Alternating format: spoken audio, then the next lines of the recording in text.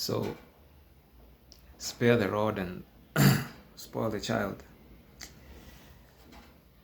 Uh, let me just read it exactly how it is in the Bible. Yeah, it's Proverbs 13:24. Those who spare the rod of discipline hate their children.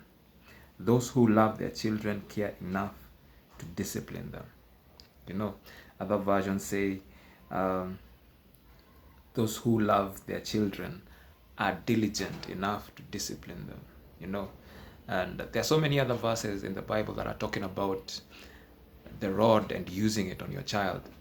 And many of us parents love to quote these verses because they empower us as parents to execute corporal punishment on our children. But actually, if you look at most of these verses, they are talking about spanking, not the all-out assault that most of our parents gave us, or we continue to give our kids. It's just a spank. It's almost like, you know what, get back to your senses. But the real issue here is those who love their children enough are diligent enough to discipline them. So it's about working hard. Diligence is hard work, is working hard and putting everything that you have in what you're doing, in that particular task that you're doing. you know and it says that those who love their children are diligent enough to discipline them. Discipline in a sense of guidance and putting them on the right path. Because if you go back to even the context of where the rod comes from, even from the Bible, it is gotten from the rod that is used by the shepherds to guide the sheep when it's going wrong, to when it gets inside the thicket. The same rod pulls the sheep out, or the goat, or whatever it is that is taken care of. So the rod is not used to beat the sheep, like it's not used to like bah, bah, but when the sheep is going in the wrong direction, the shepherd can knock it on its head to get it back on track. So the rod is used as a last resort. Yani, you've tried every single thing, and now you've seen, if I don't spank my son, if I don't spank my child, now we are done. you know but most of us want to use this verse to justify beating our children, assaulting them with belts and slippers and firewood and sticks and whatever else that you can get on your hands, which is totally wrong.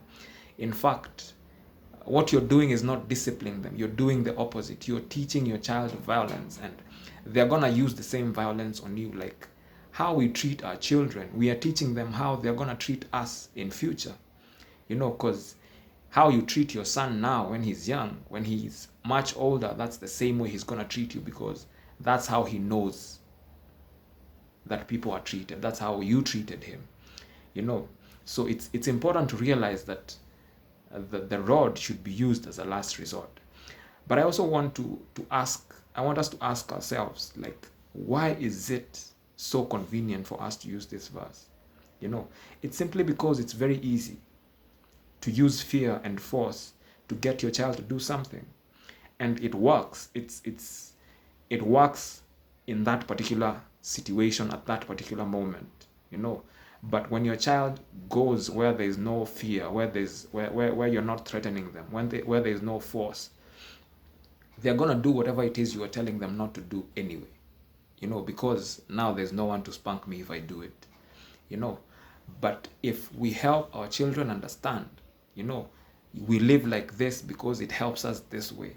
You do this because it's gonna benefit you this way. You don't do this because it's gonna hurt you this way. Like, help them understand. It's not a one-time thing. Like, you're not gonna come tell your child, okay, don't eat sugar, don't touch fire. Like, it happens. You have to do it over and over and over again. And that's the thing with all of us. Even me, when you want to teach me something, I'm not gonna learn the first time you tell me. You're gonna have to teach me again and again, and then I'm gonna have to practice and practice and practice until I get good, until I get better. But with our kids, we take it like, if I tell you today, tomorrow you shouldn't do it. No, you're gonna tell them today, tomorrow they're gonna do it. You're gonna have to tell them again. The next day they're gonna do it. You're gonna have to tell them again until it reaches a point where you just see, okay, now you're just being difficult. You understand, but you're not doing it. Give a little spank, not an assault, a spank, you know. And the other thing is, sometimes the reason why we are so angry and we beat our children with so much anger when they do something wrong, angalia, wrong in quotes, when they do something wrong, is because we are seeing ourselves in them. We are seeing something we don't like about ourselves in our kids. Like, he's doing something that I do and I don't like doing it, or I'm not really secure with that part of myself. I'm insecure about a certain thing, and my child has made it public, or they have come and exposed me. So now I have to take revenge. You know, they have exposed a family secret. They have said something they weren't supposed to say. You know, but it's just because you're showing them a double life. You are telling them to live a certain way, but you are living the other way. And our kids, they don't do what we tell them to do. They do what they see us do. You know, so it's good to also realize that when you get that angry, before you just get that stick and start hitting your son or your daughter, ask yourself, why am I fighting my son? Why am I beating my daughter like this? Why am I beating my son like this? You know, is it an insecurity that he has attacked in me, or is it something he has learned from me? Or, you know, because they pick things from us more than they pick from other people, and you need to know where that thing came from so that you can be able to address it properly. You know, why is he doing that? You know, like, get to know where it's coming from. It's like treating a headache.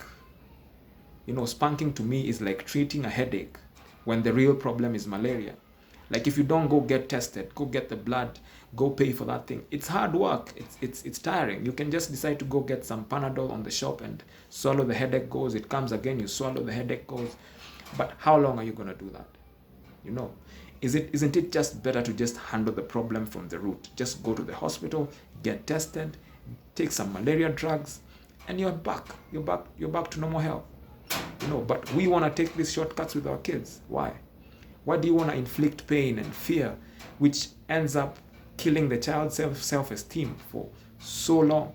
You know, it destroys a person from the inside. When you beat them over and over and over again, they feel that they should be beaten.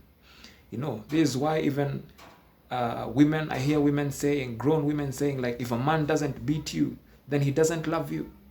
You know, which is, I think it's totally ridiculous, because there's no way I can show love by beating you over and over again. Kupiga mangumi and giving you kicks, kicking you out of my house. That is how you understand that I love you.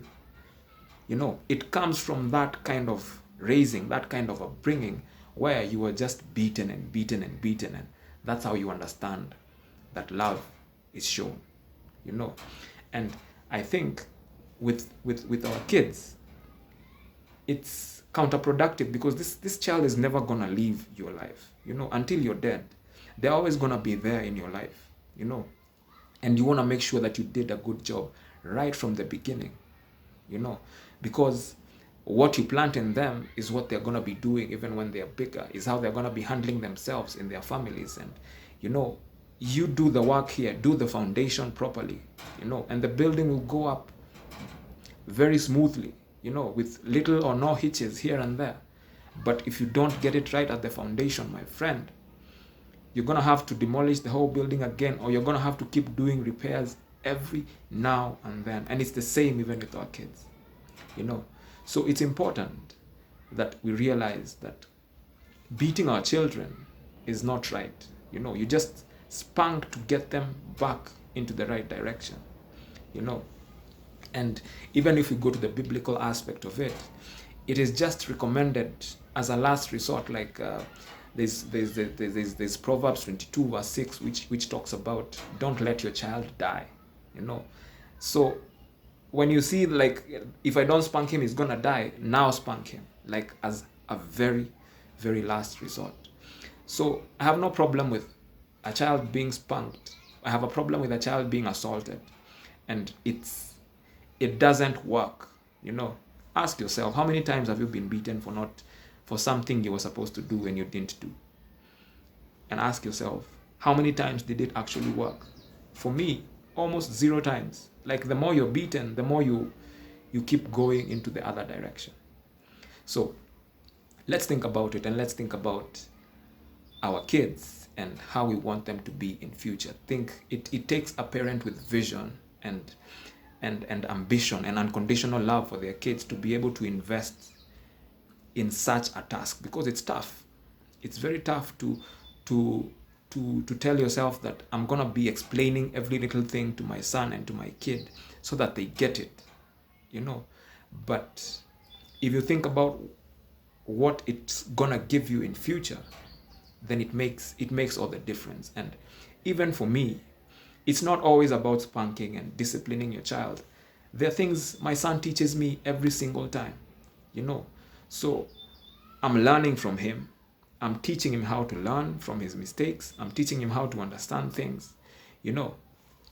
And in future, it's gonna work for me, because I get the fulfillment that, you know what, yeah, I raised my son well and he's doing good, you know. Like, that's the joy of a parent, you know. And if I don't do it, it's gonna be counterproductive, you know. He's always gonna be there, always coming back to my life, disturbing. Dad, I need some help in this. Dad, I need some help in this. And it's because I didn't do all the work that I needed to do, you know. So invest now, and it goes on smoothly. It's gonna bless your heart, you know. And parenting in itself is a blessing. Like the lesson my son teaches me every single day, and he's just a year and a month, you know, is amazing, you know. An year and 2 months, it's amazing, you know. So it's win-win every single time. So spare the rod and use it only when you have to. Peace.